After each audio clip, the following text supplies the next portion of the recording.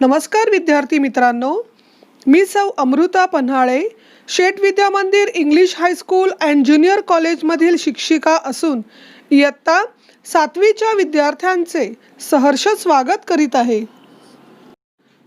मुलांनो, मराठी विषयामध्ये आज आपण 7वीच्या पाठ्यपुस्तकातील कविता क्रमांक 11 लेख ही कविता आज आपण शिकणार आहोत. कविता क्रमांक 11 लेख. लेख या कवितेच्या कवयित्री आहेत अस्मिता जोगदंड चांदणे.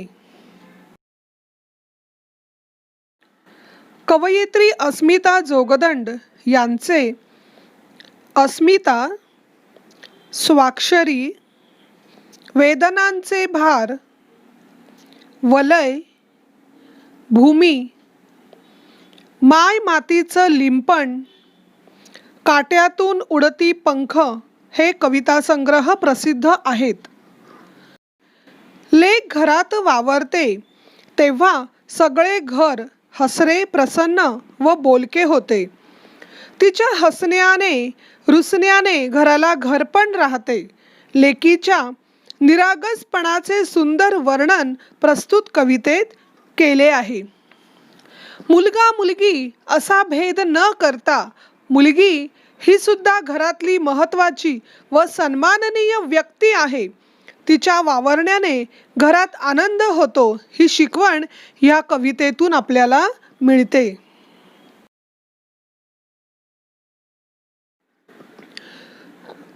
मुलांनो, आता आपण कवितेला सुरुवात करूया.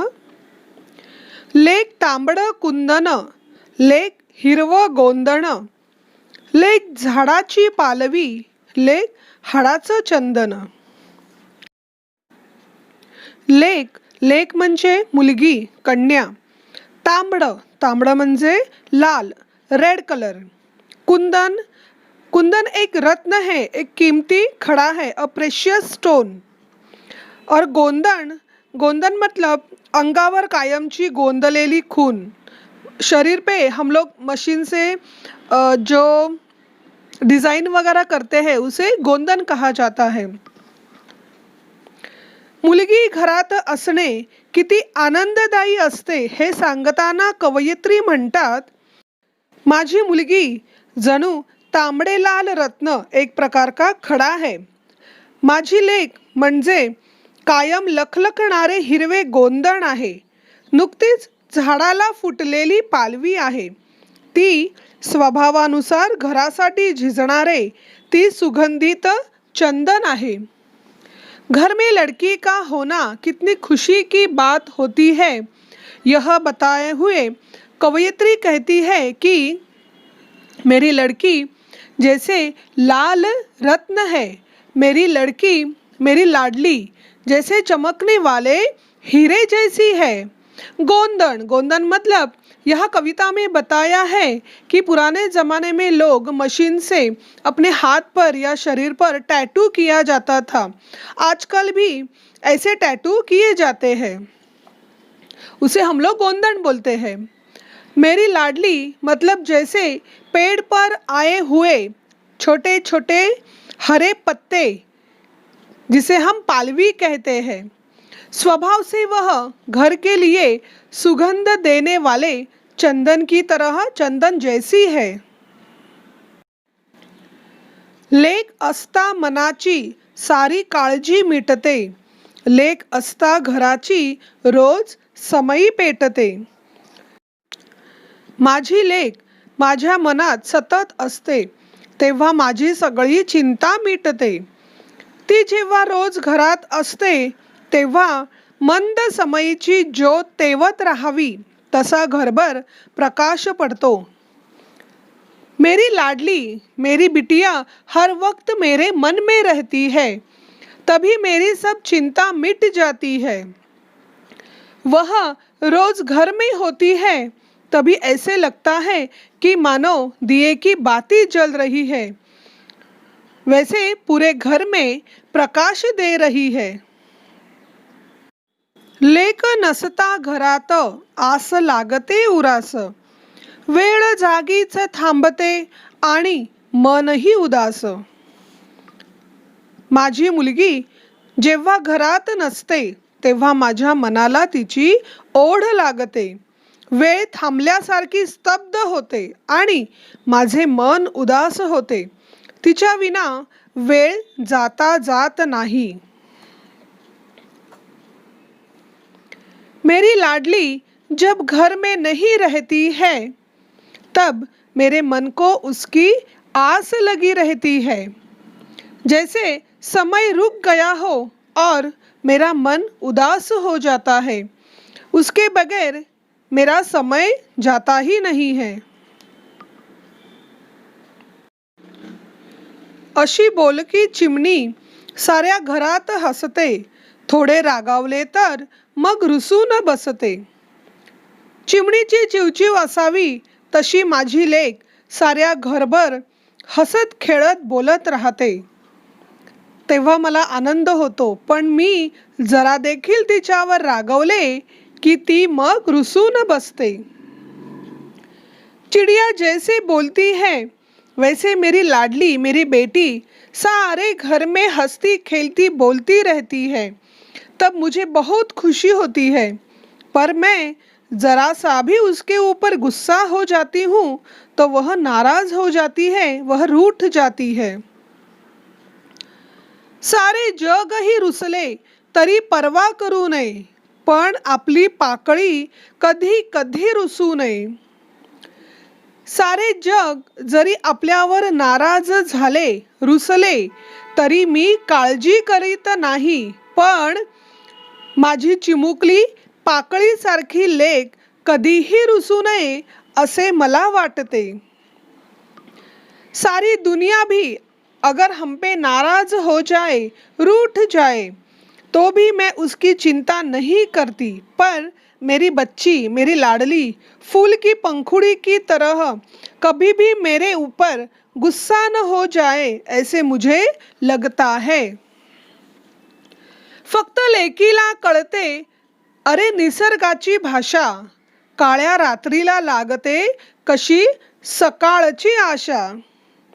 माझ्या मुलीलाच फक्त निसर्गाचे बोल कळतात. अंधाऱ्या रात्रीनंतर आशादायी सकाळ उगवते, तशी माझी लेक मला जीवनदायी प्रकाशमय आहे. मेरी गुड़िया को मेरी लाडली को सिर्फ कुदरत के ही बोल समझ आते हैं. अंधेरे के बाद कभी भी हमेशा सुबह ही होती है, वैसे मुझे मेरी लाडली मेरी बेटी जीवन देने वाली उजाला देने वाली है. मुलांनो, आता आपण ही कविता सगळ्यांनी मिळून तालासुरात म्हणायची आहे. तुम्हाला सुद्धा माझ्याबरोबर ती बोलायची आहे. चला तर आपण सुरुवात करूया. लेक तांबड कुंदण लेक हिरव गोंदण, लेक झाडाची पालवी लेक हाडाच चंदन. लेक तांबड कुंदण लेक हिरव गोंदण, लेक झाडाची पालवी लेक हाडाच चंदन. लेक असता मनाची सारी काळजी मिटते, लेक असता घराची रोज समई पेटते. लेक असता मनाची सारी काळजी मिटते, लेक असता घराची रोज समई पेटते. लेक नसता घरात आस लागते उरास, वेळ जागीच थांबते आणि मनही उदास. लेक नसता घरात आस लागते उरास, वेळ जागीच थांबते आणि मनही उदास. अशी बोलकी चिमणी साऱ्या घरात हसते, थोडे रागावले तर मग रुसून बसते, अशी बोलकीची म्हणी साऱ्या घरात हसते. थोडे रागावले तर मग रुसून बसते, सारे जग ही रुसले तरी पर्वा करू नये, पण आपली पाकळी कधी कधी रुसू नये. सारे जग ही रुसले तरी पर्वा करू नये, पण आपली पाकळी कधी कधी रुसू नये.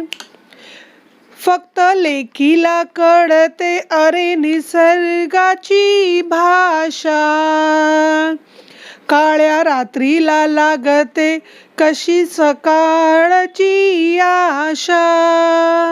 फक्त लेकीला कळते अरे निसर्गाची भाषा, काळ्या रात्रीला लागते कशी सकाळची आशा.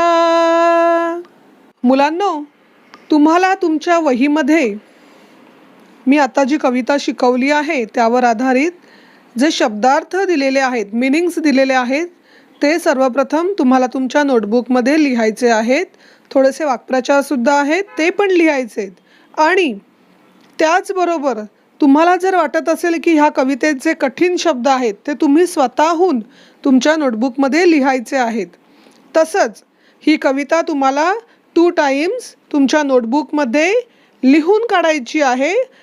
आणि जर चित्र काढायची प्रॅक्टिस असेल तर थोडंसं तुम्ही काढू शकता.